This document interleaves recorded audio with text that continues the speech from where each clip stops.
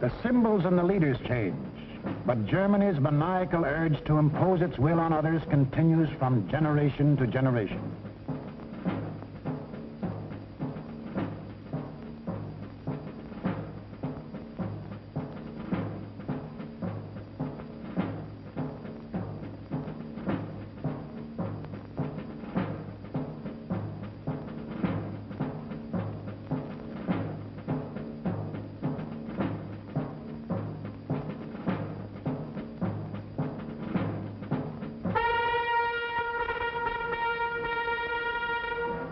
In the last 75 years, this madness has cost the world more than 20 million killed, more than 60 million wounded, more than 200 million made homeless. This does not include the untold millions that died of disease resulting from war, or the billions upon billions of dollars worth of property destroyed. Nor does this include the grief, the anguish, the misery, the terror that the world has suffered, due to the Germans' insane passion to enforce their rule upon their neighbors. This passion for conquest reached its hysterical climax when Adolf Hitler enthroned himself as God and the German Führer.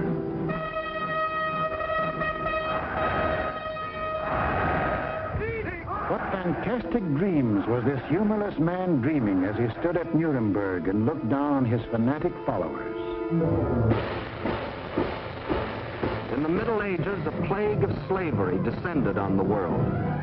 Out of the wilds of Mongolia came a mighty army of fierce horsemen, led by Genghis Khan.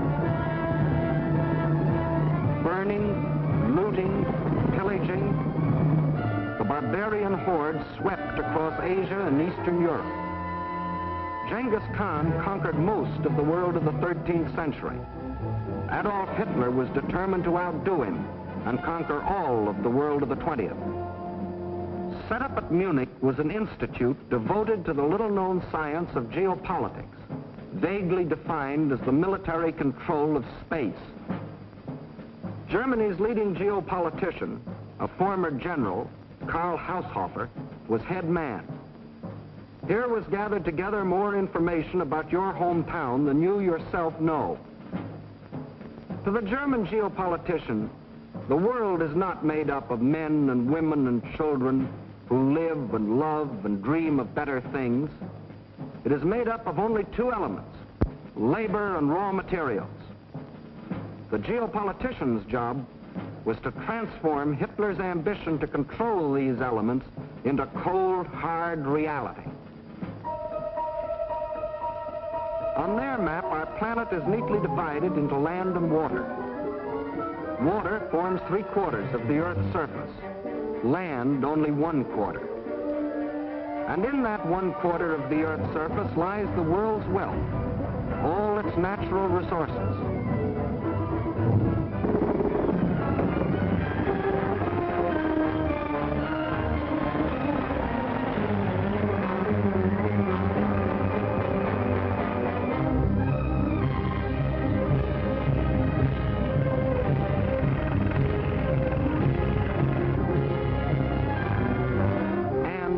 manpower.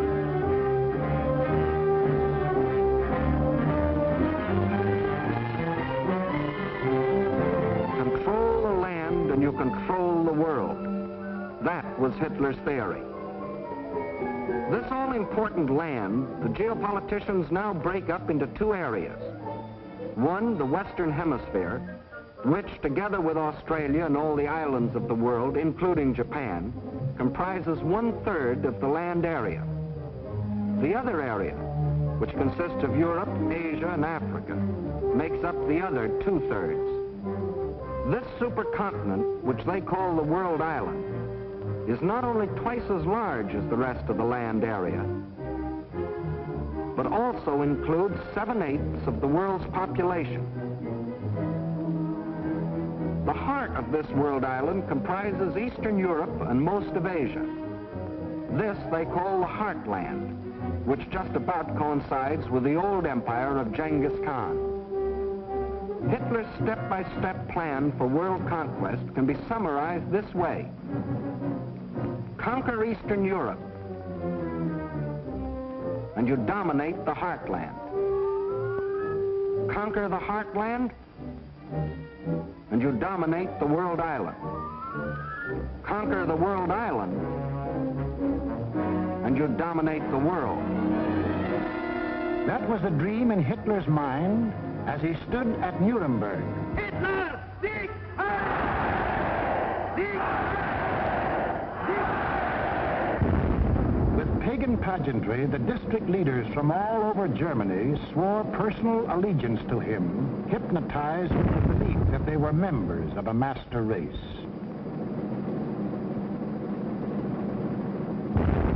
This film will deal with Act One of the Nazi bid for world power, the most fantastic play in all recorded history.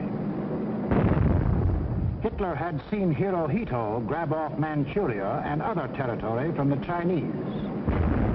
He had watched Mussolini get away with the rape of Ethiopia. He had seen the democratic world look the other way while these illegal aggressions were going on. And he smiled. For collective action to enforce peace, the only weapon he had to fear had broken down.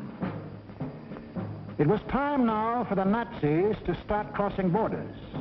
It was time for Hitler to put his plan into action. And what was he waiting for? He was waiting to soften up his victims, keep them from uniting.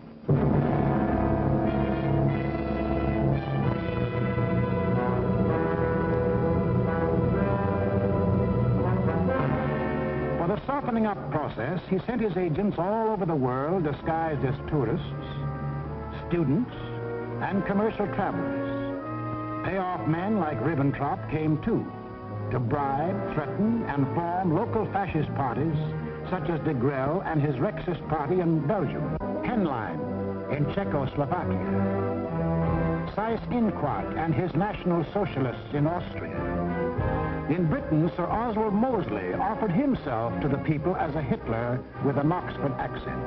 In other words, I'm told that Hitler is mad. Well, I've got another view myself.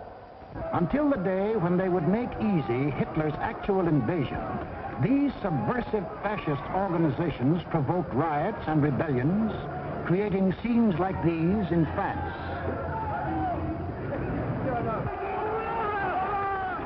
Scenes like these in Belgium.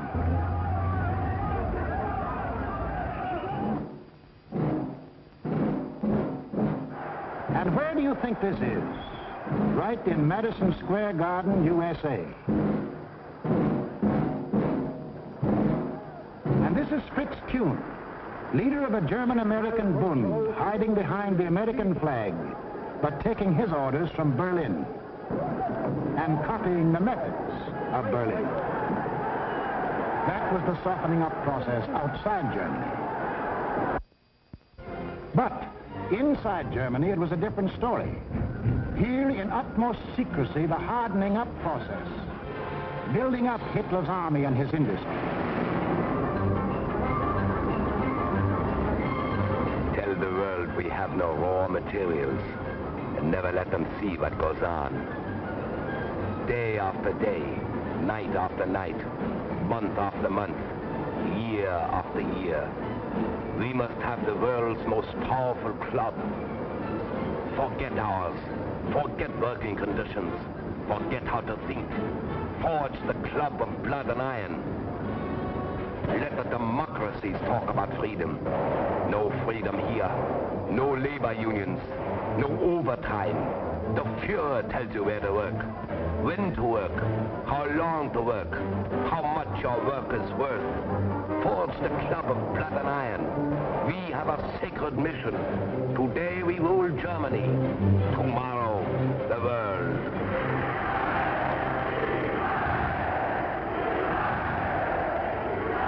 And for those who don't like it, you don't eat. Or you disappear into a concentration camp. Or you get this. And this is the man who gives it to you.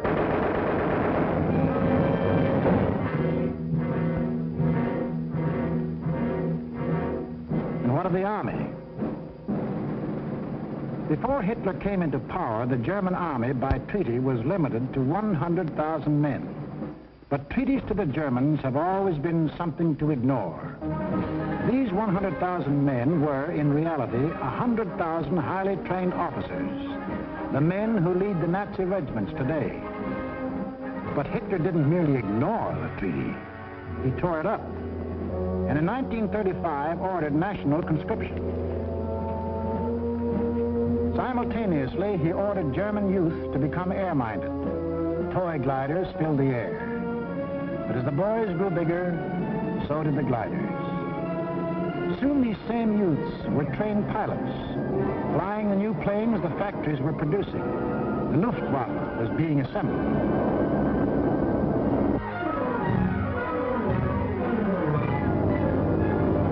The only thing old about this new army was the goose step. And even Hitler couldn't improve on that ancient German form of torture, designed to make man stop thinking and blindly obey. Goose-step them until they become as insensible as weapons.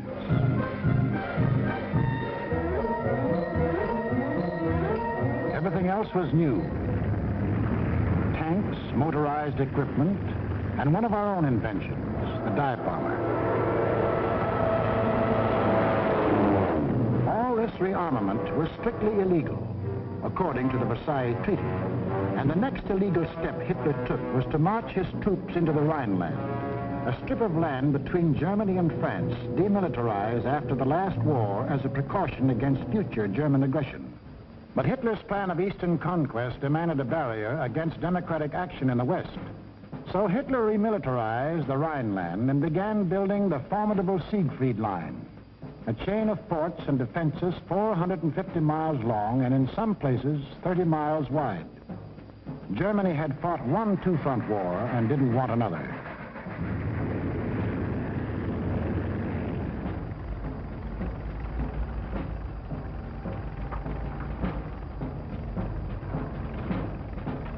As many as 500,000 men worked as much as 20 hours a day to build 22,000 fortified positions on land, where, by treaty, no German soldier was supposed to set foot.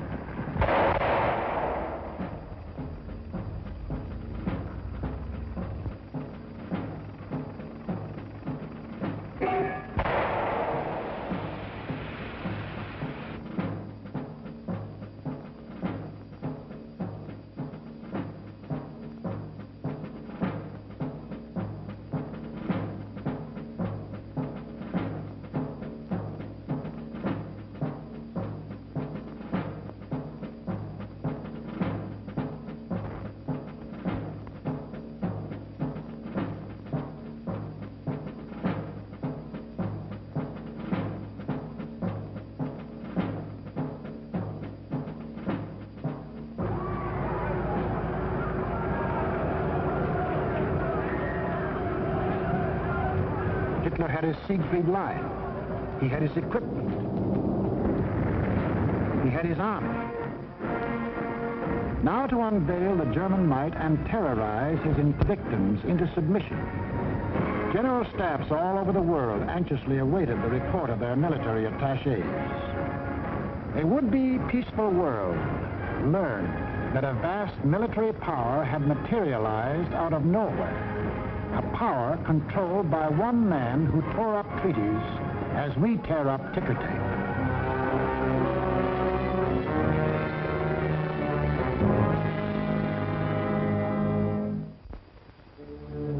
Satisfied they had created the right sense of fear in the world, the Nazi leaders were now ready to strike. The hour had come. It was time to start conquering Eastern Europe, according to the plan of Hitler's geopoliticians. It was time to win the domination of the heartland. Who would the first victim be? Naturally, the softest, Austria. Bite off just enough not to set the world against you. On March the 12th, 1938, without warning, the German armies marched over the Austrian border.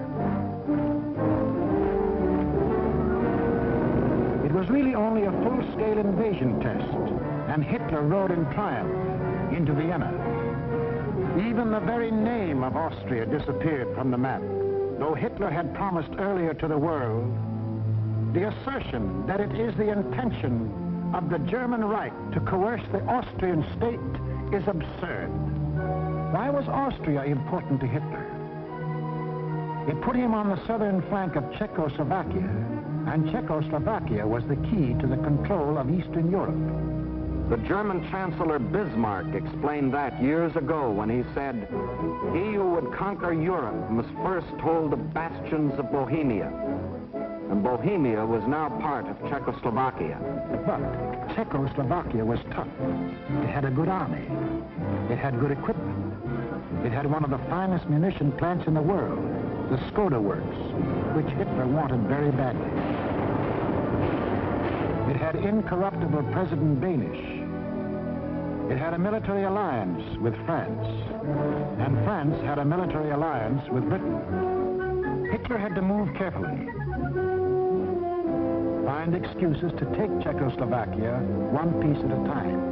He found his excuse in the Sudetenland, a portion of Czechoslovakia bordering Germany. Here lived some people of German origin, although they had never been a part of Germany itself. That was Hitler's cue. Completely ignoring the fact that most people who left Germany had done so to get away from things like Hitler, he sprang his pet theory that every person of German blood, no matter where he lived, belonged to the Nazi Reich. Germans or descendants of Germans, often with no more than a drop of German blood in their veins, suddenly learned that they were godlike, not subject to the laws of the land in which they live and to which they owe their allegiance, whether it be Czechoslovakia, Norway, Sweden, China, the United States, or Timbuktu.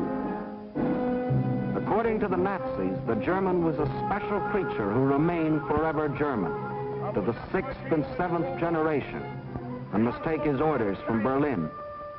Some people we know of German descent think this is a lot of hogwash.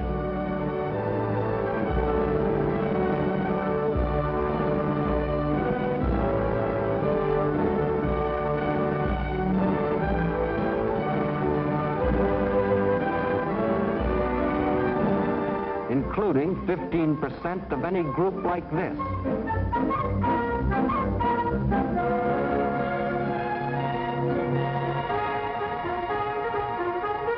But in the Sudetenland, he found some stooges who fell for this bunk. Konrad Henlein was their Bush League Führer. The people of the Sudetenland were told they should be liberated. They were told Hitler was their liberator. The Nazis smuggled over their standard softening up equipment, blackjacks. And when the Czechs were beaten up trying to combat his fifth columnists, Hitler screamed the Germans were being persecuted and threatened war unless he got the Sudetenland. It is the last territorial claim I have to make in Europe. I have assured Mr. Chamberlain, and I repeat it here, But when this problem is solved, there is for Germany no further territorial problem in Europe. We want no Czechs. To the League of Nations, Foreign Minister Maxim Litvinov announced that Russia stood ready to back concerted action against Germany. But once again, there was to be no concerted action. The Czechs mobilized and closed their borders. The leaders of France and Britain, desperately striving to avoid war, flew to meet the jubilant Axis leaders at Munich. On September 29th, in return for Hitler's guarantee of world peace, Chamberlain and Daladier prevailed upon Czechoslovakia to give up the Sudetenland without a fight. In Czechoslovakia, the Munich Pact was greeted by riots of protest. But Daladier returned to France to be greeted by cheers from a relieved French people. And in Britain, a happy Chamberlain came back declaring he had achieved peace in our time. One of the most tragic and ironic scenes in all history. This morning, I had another talk with the German Chancellor, Herr Hitler. And here is the paper which bears his name upon it as well as mine. We regard the agreement signed last night and the Anglo-German naval agreement as symbolic of the desire of our two peoples never to go to war with one another again.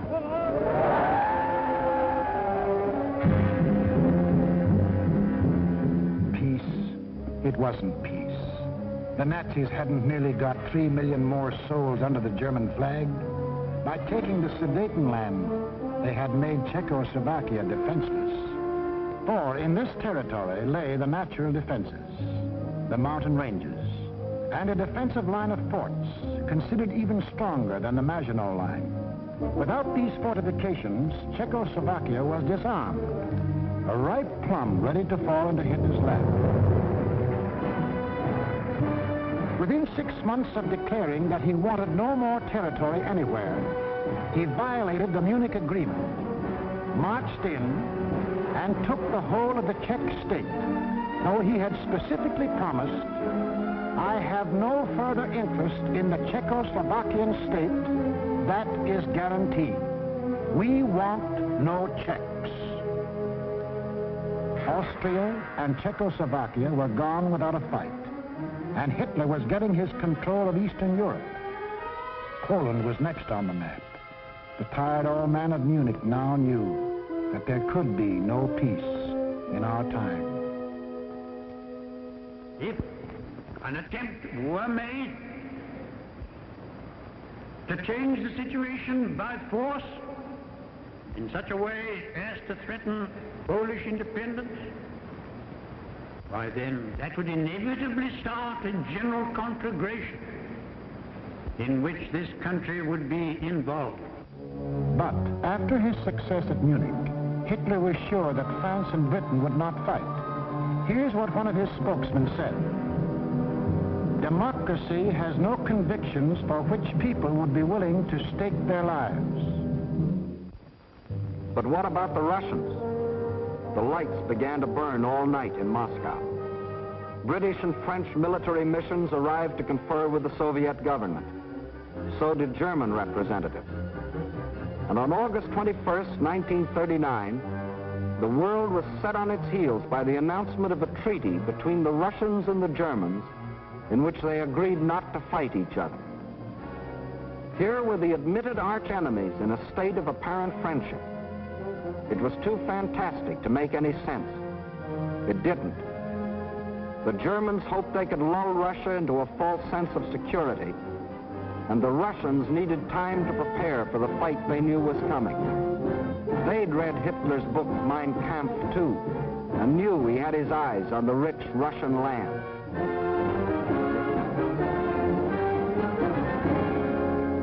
Confident that Russia was safely pigeonholed and that the democracies would not fight, the Nazis started singing their favorite theme song, that all people of German blood belonged to them, and picked Danzig as their excuse for the gobbling up of Poland. Danzig, a free city, self-governing under the League of Nations, was an important seaport at the head of the Polish corridor, Poland's access to the sea. The same old softening up process had gone on here. Local stooges, armed by Germany, began to terrorize the city. Hitler demanded Danzig and the Polish corridor, or else. The people of Poland prepared for the inevitable. Although they knew Britain and France had guaranteed their borders, they also knew those countries were a long way off.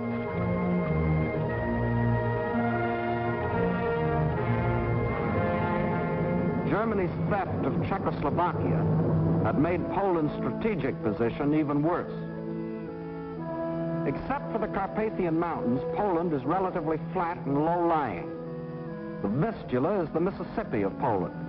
It is broad, muddy, and unfordable for most of its length. Its tributaries are formidable streams during certain seasons. But there was a drought, and the streams were so low during the campaign that they could be forded at almost any point by men, trucks, and tanks. Militarily, the Vistula offered the best line of defense. However, making a stand here would have meant surrendering Warsaw, in the richest part of the country. The alternative was to accept battle on the border. That was the Polish decision.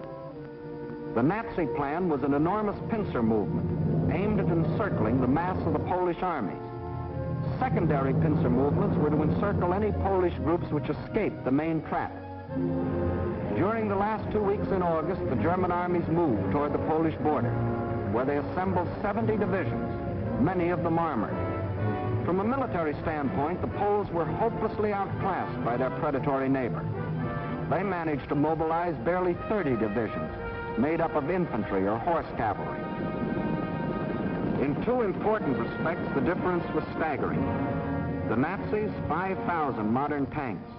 Poland, 600 nondescript tanks. The German Luftwaffe, 6,000 modern planes. The Polish Air Force, less than 1,000 of inferior types. The German army secretly made ready. The way of living for the next 1,000 years was to be decided.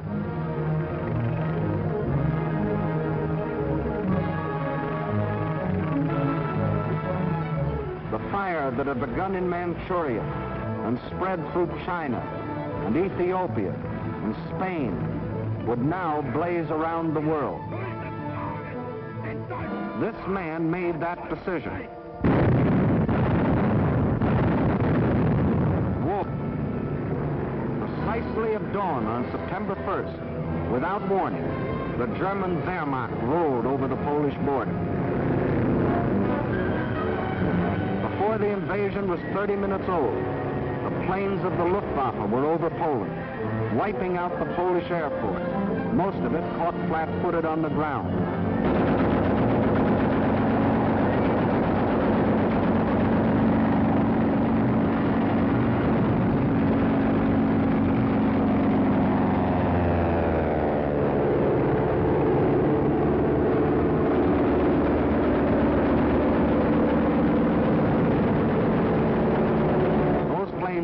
Get off, faced overwhelming odds and were shot out of the sky.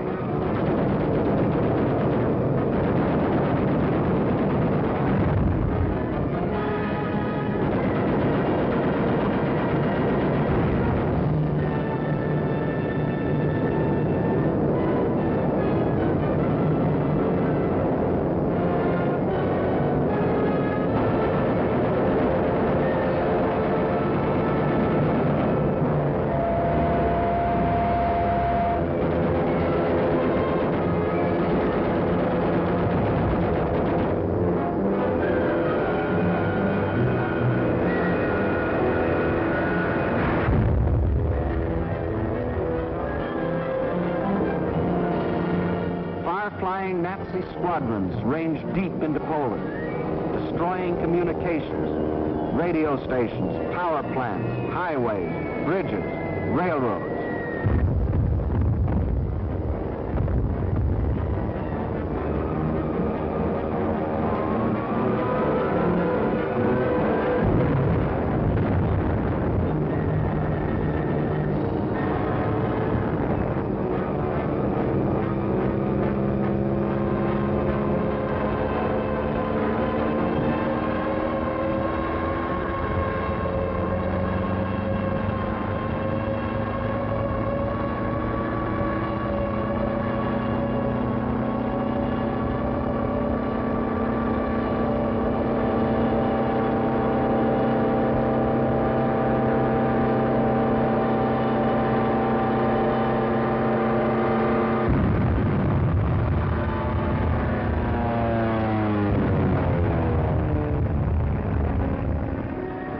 Polish army was disorganized by the loss of its air force and the disruption of communications. The massed ground units of the Nazi army continued their advance. Occasionally, they unveiled a new technique or item of equipment. For example, advance units of the German Fourth Army crossed the Vistula in a new type of storm boat. By September the 5th, the Polish retreat developed alarming tendencies. The powerful German 10th Army, which was to form the southern claw of the great Nazi pincers, was advancing with its 5 armored divisions on either flank. On September 6th, the opposing poles began splitting into 2 groups, the southern one falling back toward the Vistula. The armored divisions on the German right raced ahead, circling Radom and cutting off this group, which finally surrendered. Meanwhile, further north, the main Polish mass began drifting toward Lodz. The German command, perceiving that this opened the gate toward Warsaw, sent the northern Nazi armored units racing through the gap to the Polish capital. The infantry advanced in forced marches of 35 miles a day, and 2 days later relieved the panzers about Warsaw. The city was now cut off. West of Warsaw, the main Polish armies were encircled. Under terrific pressure on the ground and pounded ceaselessly from the air, they began to disintegrate. They fought on with high personal courage, but without airplanes, without communications, cut off from their general staff, the isolated Polish groups were forced to surrender, one by one. But Warsaw still resisted. The heroic strains of the Polonaise told an incredulous world that the people of Warsaw, led by Mayor Straczynski, had erected a wall of courage around their city, defying Hitler to do his damnedest.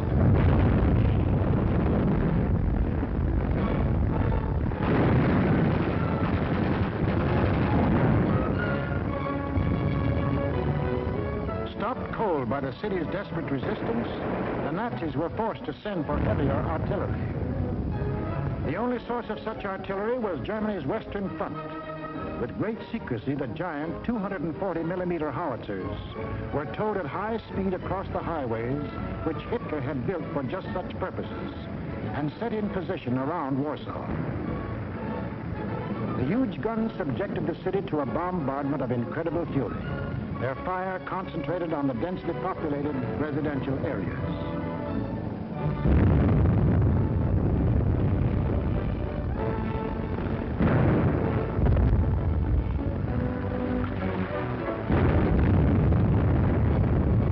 For 20 days of death and horror, every man, woman, and child fought to save his city.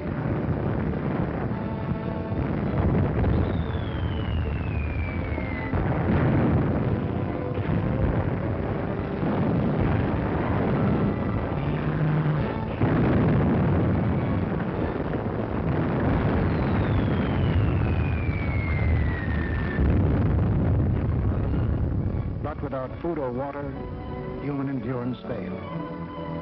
On September the 27th, the strains of the Polonaise died on the Warsaw radio, and the Polish capital was forced to capitulate.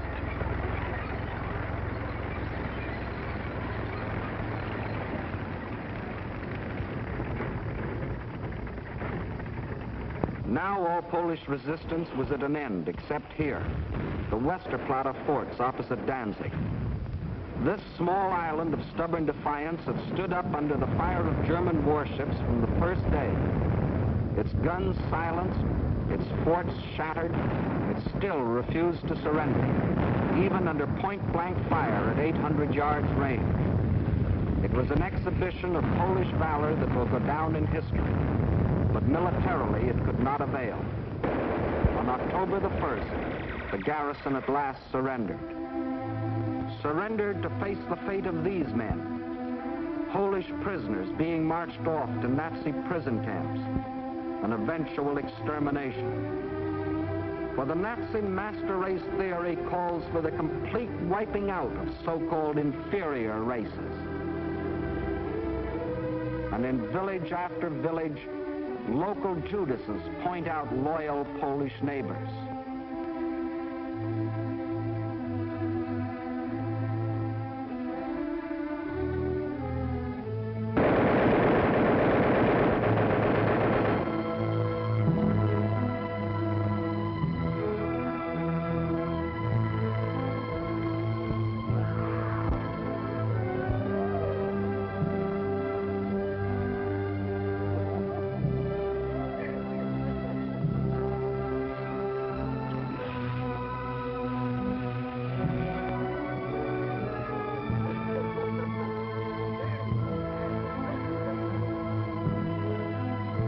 These things the Poles can never forget, including another one of Hitler's famous promises. Germany has concluded a non-aggression pact with Poland. We shall adhere to it unconditionally. The world now knew that a non-aggression pact with Hitler was the kiss of death.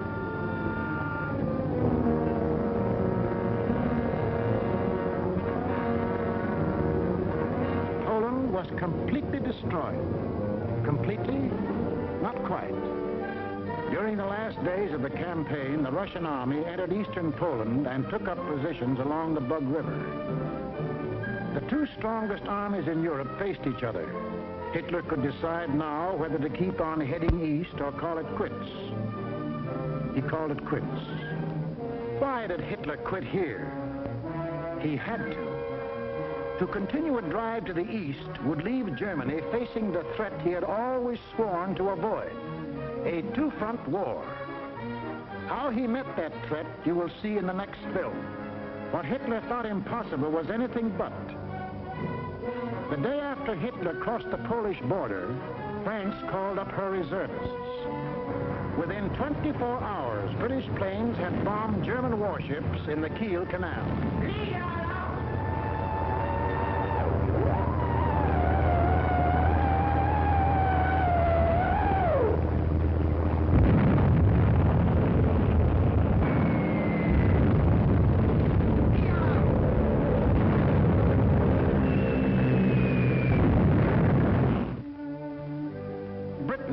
Not merely the British government,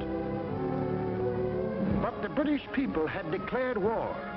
War on Hitler and everything he stood for.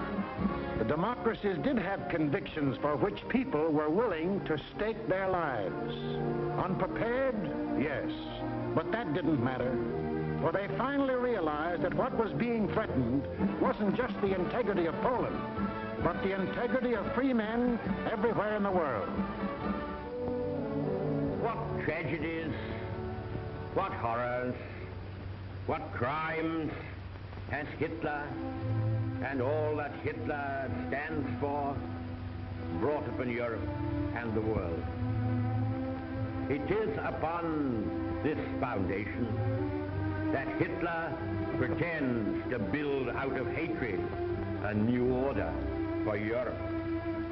But nothing is more certain than that every trace of Hitler's footsteps, every stain of his infected and corroding fingers will be sponged and purged, and if need be, blasted from the surface of the earth. Lift up your hearts. All will come right out of the depths of sorrow and of sacrifice. Will be born again the glory of mankind.